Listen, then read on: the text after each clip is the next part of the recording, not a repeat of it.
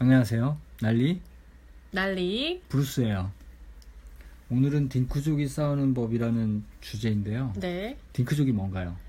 예, 더블의 D, 인컴의 I, 노의 N, 키즈의 K로 딩크는 결혼을 해도 아이를 낳지 않는 부부들이 많이 생기잖아요.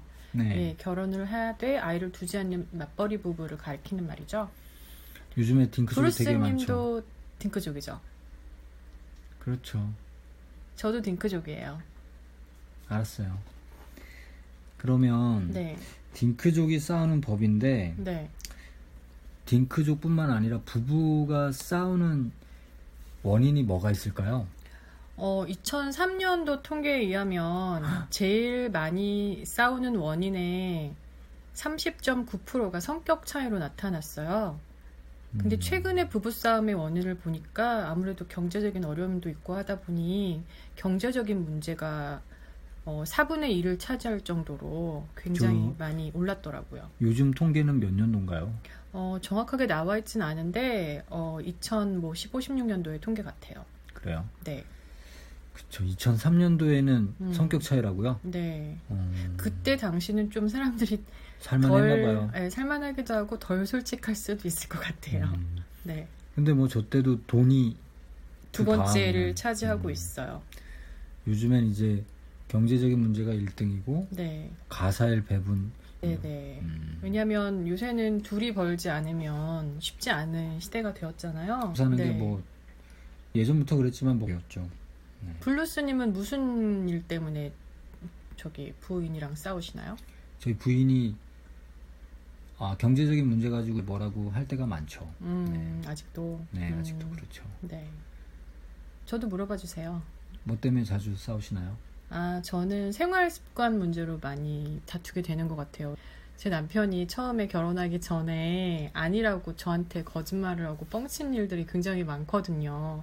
뭐 이런 식으로 생활 습관 문제에 대해서 저한테 속인 게 많은데 결혼하고 나니까 너무 아무렇지도 않은 듯이 하더라고요. 그래서 저는 좀 많이 싸웠던 것 같아요. 그래요. 근데 아무래도 딩크족은 육아가 없으니까 육아 문제 5위에 해당되는 9.4%, 그쵸? 그 문제도 좀 줄어들 수 있을 것 같고, 아이가 없으니까 아무래도 아이를 키우는 그런 집안보다는, 부부들보다는 경제적인 문제도 조금은 감소할 수 있을 것 같아요. 그쵸? 그렇겠죠. 아이를 키우는 게 쉬운 일은 아니잖아요. 네, 그쵸. 네, 그래서 아이 때문에도 많이 문제가 생기는 것 같더라고요. 교육 문제나 뭐 여러 문제들이 많이 생기잖아요. 네. 그럼에도 불구하고 딩크족 싸움을 하긴 할 거 아닌가요? 그쵸. 뭐 딩크족이든 아니면 애를 키우는 부부건 싸우지 않고 살 수는 없을 테니까. 네, 왜냐하면은 서로 다른 두 인격체가 만났는데 모든 문제에 있어서 둘이 한마음 한뜻으로 마음이 딱 통할 땐 없을 거예요. 그쵸? 하지만 싸우더라도 좀 현명하게 싸우는 방법을 우리가 알고 있다면 싸움이 굉장히 크게 번져서 이혼하는 위기까지 오지는 않을 것 같아요. 그래서 싸웠어도 네. 잘 화해할 수 있는 방법? 화해할 잘 수 있는 방법이 싸우는 뭐가 있을까요? 우선 저 같은 경우는 첫 번째로 존댓말을 해요.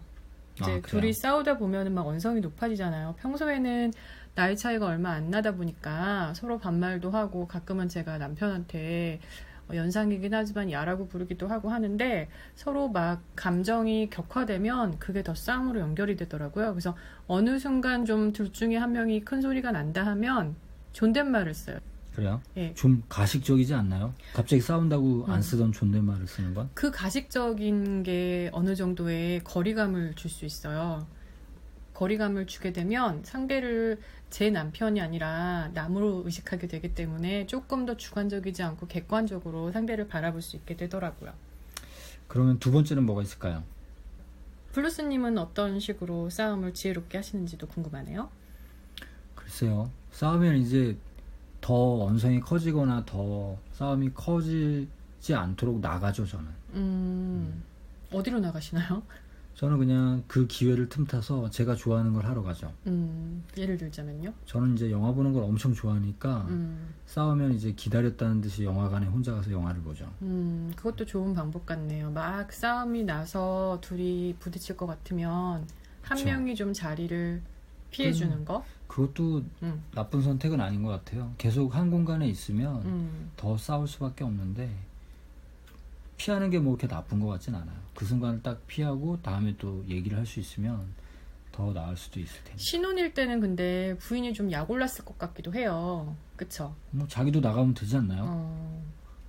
아닌 거죠, 그런 거? 부인이 나갔나요? 아니죠. 만약에 부인이 나갔다면 어땠을 것 같나요? 아, 걱정을 했겠죠. 똑같은 마음 아니었을까요?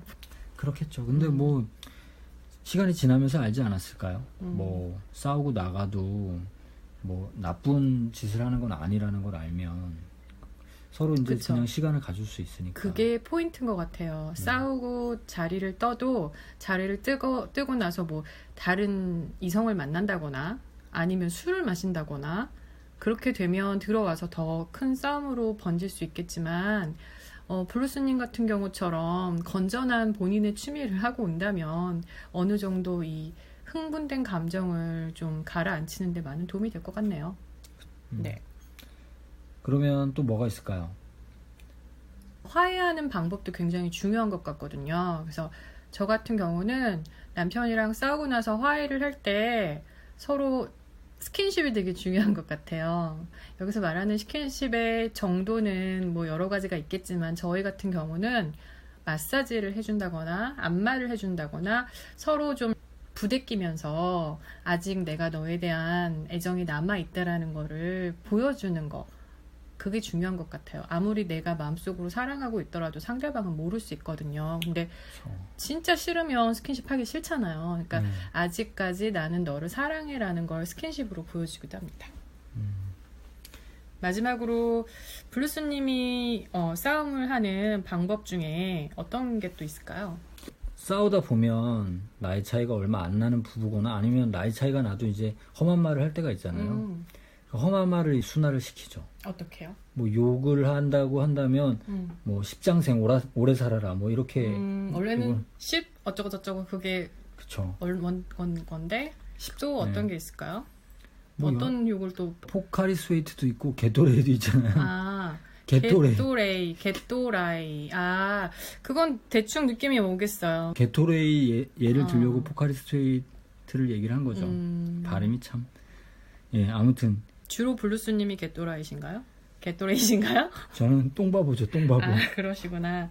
그런 식으로 감정을 분출하고 이게 계속 쌓기만 하면 우라병이 생긴다고 하죠. 그렇죠. 그러니까 그걸 조금 풀어내는 방법으로 둘이 조금 순화된 좀 재미지게 하는 거죠. 근데 그 순화된 욕도 어떤 욕인지 알고 들으면 어차피 똑같이 기분 나쁠 것 같아요. 그러십니까, 게토레이님? 알겠습니다. 저는 똥바보라고요. 아, 알겠습니다. 이렇게 딩크족이 싸우는 법처럼 이건 딩크족뿐만 아니라 부부들도 이런 식으로 싸우면 조금 더 아예 관둘 마음이 아니라면 좀 지혜롭게 싸우는 방법이 굉장히 필요할 것 같네요. 그렇죠. 싸우지 않는 게 제일 중요하겠죠. 뭐 싸워도 잘 화해하는 것도 또 중요하고 다른 인격체가 만나서 살면서 어떻게 안 싸울 수 있겠어요. 네. 네. 그렇게 하나도 싸우지 않는 경우는 한쪽에서 굉장히 많이 배려를 하는 경우가 많더라고요. 그러다 보면 언젠가는 터지게 됩니다. 그래서 싸우더라도 서로를 알아가는 시간을 그러니까 완전히 파탄나지 않아야 되겠죠. 네. 서로 알아가는 시간은 분명히 필요하다고 생각을 해요. 더 좋은 관계를 위해서 싸움을 하셨으면 좋겠어요. 네. 싸웠다고 해서 완전히 서로의 인생을 끝낼 것처럼 싸우는 거는 자제해야 되겠죠. 네. 그럼 여기서 오늘은 그만 마칠까요? 요즘에 그 전염병 돌고 있는데 건강 조심하시길 바라겠습니다. 알겠습니다. 그럼 감사합니다. 네.